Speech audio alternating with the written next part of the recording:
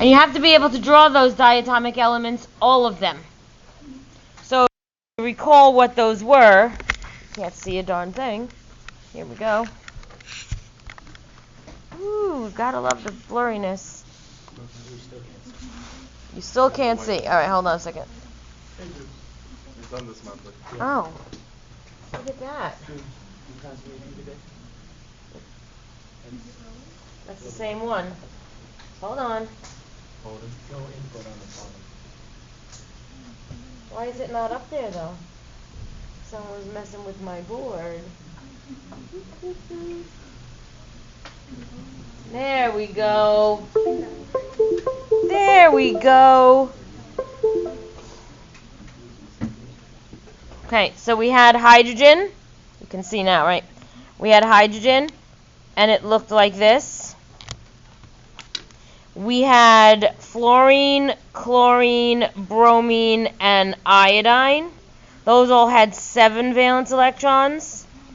I'm going to put an X there. This is all in your notes already. You should have this. And it would look something like this. And then we had oxygen. What makes oxygen different than those? It's got 2. So oxygen is going to have a double covalent bond.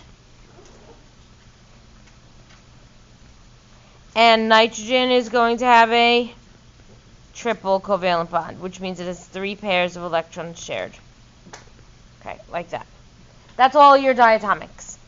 Then we drew water. Pretty sure we drew water yesterday, right?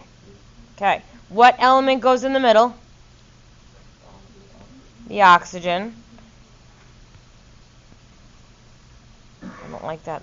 I don't like that. Oh, go away.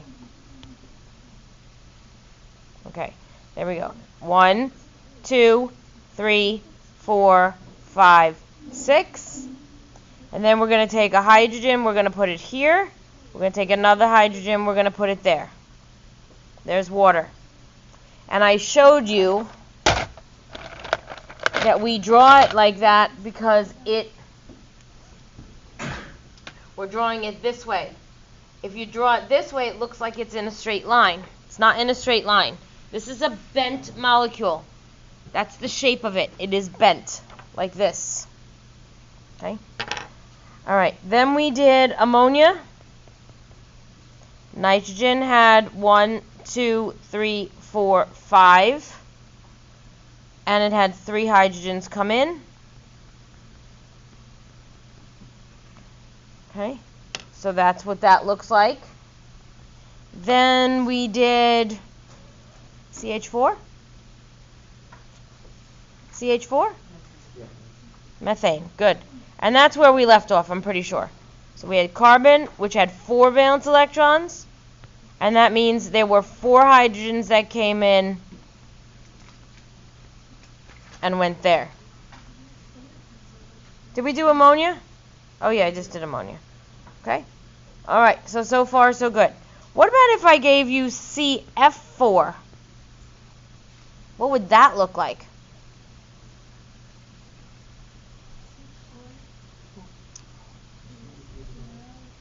C would be in the middle. Okay, so let's do that. C would be in the middle. It still has its 4 valence electrons. Okay. Look at what a fluorine would look like.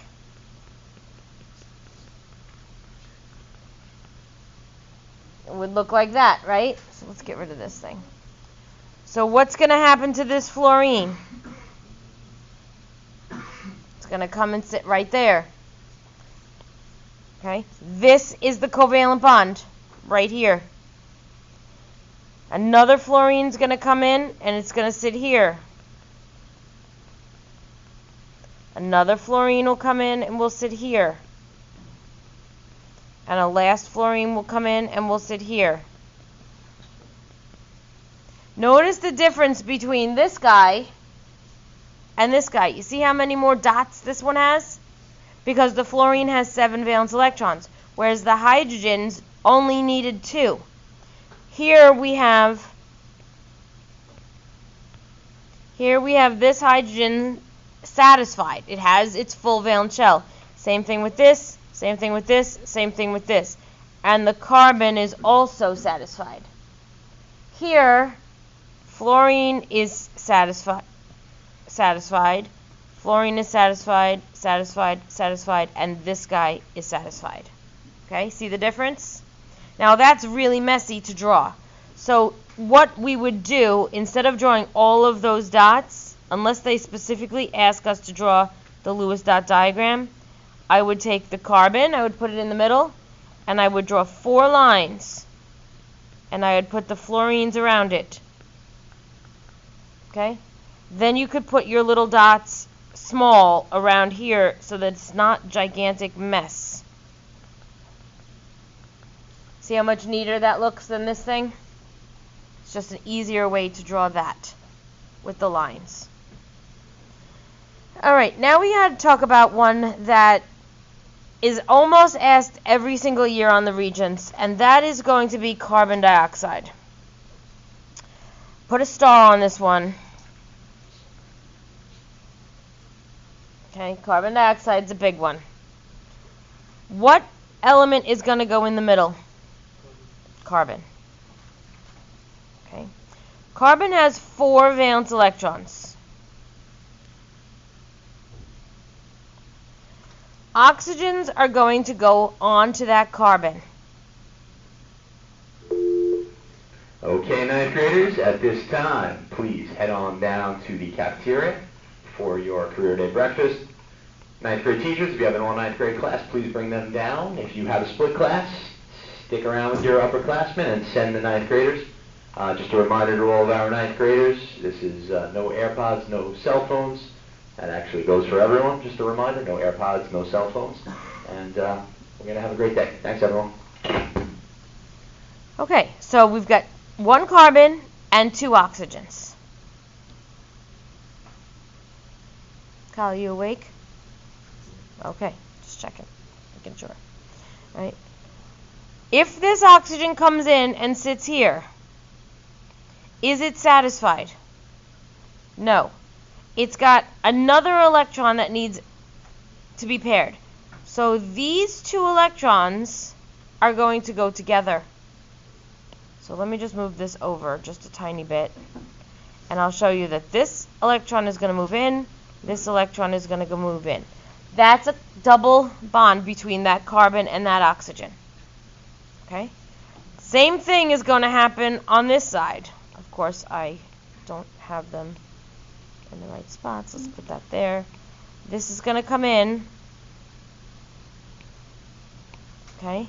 Now this electron right here needs to be paired up with this electron right here. Just moving it over so I have room. And you're going to have 2 double covalent bonds in carbon dioxide. Here's a double covalent bond.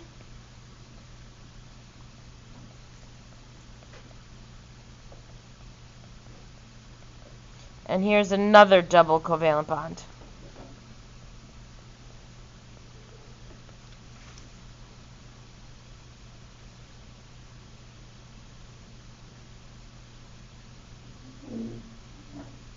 Please memorize what carbon dioxide looks like. Let's draw it with lines.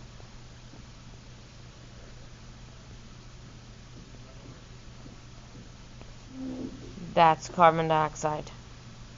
Right there. 2 double covalent bonds. Alright, so I think I hit the big ones. Ammonia, methane, maybe CF4. Wow, my lips aren't working. CF4 or CCl4. Those are big ones. We have carbon dioxide. That's a big one. Okay? You have to be able to draw these compounds. I want to make just a quick list. So CH4, CCl4, CF4, NH3, H2O, all your diatomics, including H2, Cl2, F2, I2, Br2. These all look the same. That's why I put them there.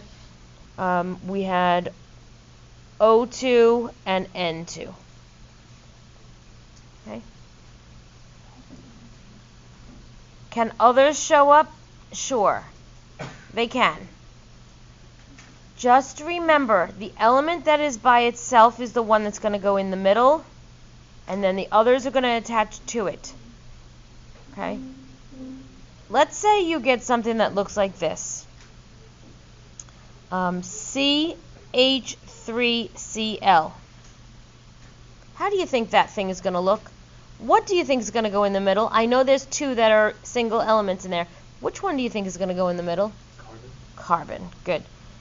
And then we're going to have 4 around it, because it's 4 valence electrons. There's 3 hydrogens, so we're going to attach those 3 hydrogens to it. And then this chlorine's going to come in, I'll do it in green, with his 7 valence electrons. Okay. Any questions on these? You think you got them? Okay. Moving on. Better? What's the formula? CH3Cl.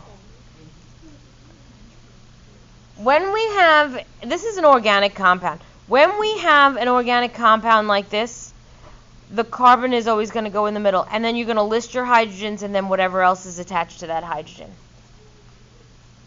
The name of this is a little bit different than what you learned yesterday when you were watching your Ed puzzle. How many of you watched the Ed puzzle? I'm going to go over it with you right now.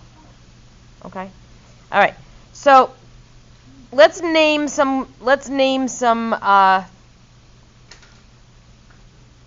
covalent compounds. You good, Adrian? Yeah. Got it? Okay. When we name these covalent compounds,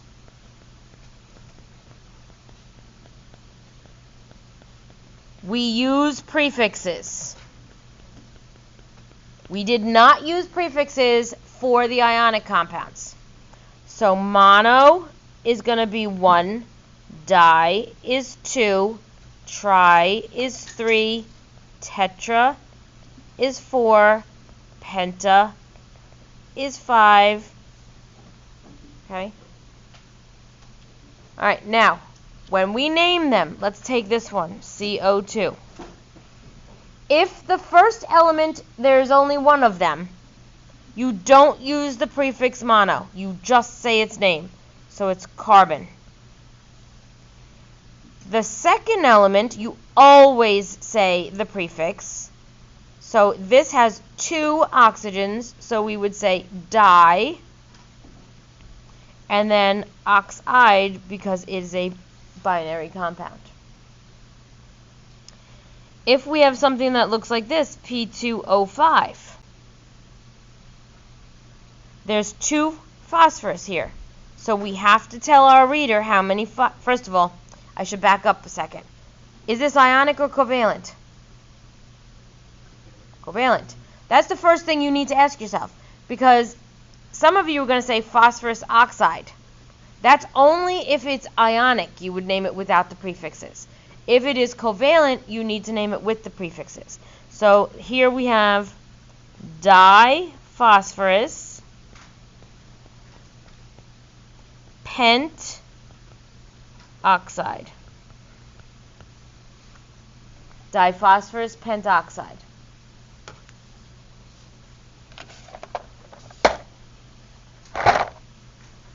What's the name of this one?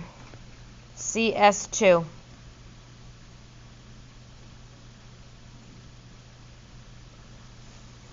Is it ionic or is it covalent? Covalent. So we need prefixes. So we're going to say carbon. How many sulfurs do we have? 2. Disulfide. All right. What about this one? SiBr4. What's the name of that?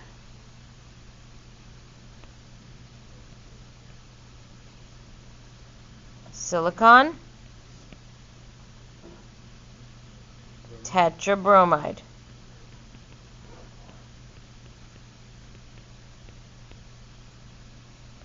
S2O3.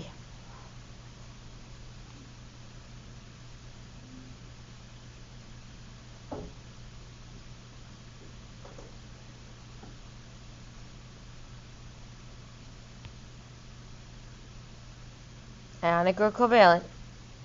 Covalent. We need prefixes. So how many sulfurs do we have? Disulfur. How many oxygens do we have? Trioxide. Disulfur trioxide. Let's go the other way. C3N4. Oh, sorry. I was going to go the other way, and I didn't. We might as well name it. Tricarbon.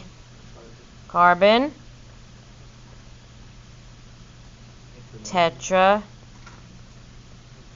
Nitride.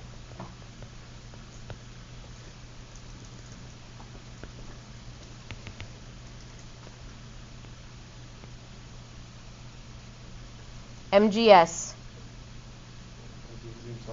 Magnesium sulfide. Is it ionic or covalent? Ionic. Li3PO4.